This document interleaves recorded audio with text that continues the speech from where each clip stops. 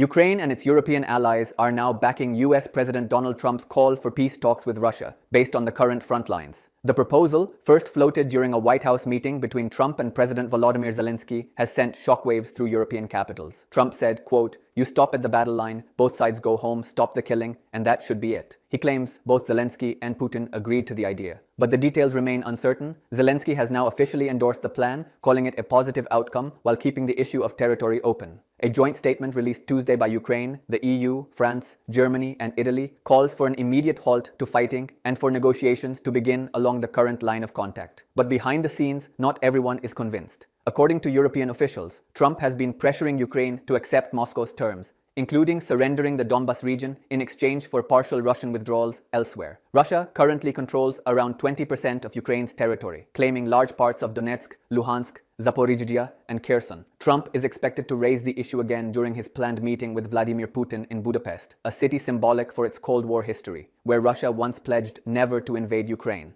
However, the Kremlin is already downplaying expectations. Russian Foreign Minister Sergei Lavrov and US Secretary of State Marco Rubio have spoken to prepare for the summit, but Moscow's aides insist the schedule is still premature. Observers warn the timeline is slipping, and Ukraine's hope for Tomahawk missiles, once promised by Trump, may now be off the table altogether. As analyst David Dunn from the University of Birmingham noted, Putin may have gained a diplomatic advantage simply by dangling the idea of talks. So, as both leaders play for headlines and history, the question remains, will this ceasefire freeze the war or freeze Ukraine's future? Is Trump bringing peace or forcing Ukraine to surrender on Putin's terms?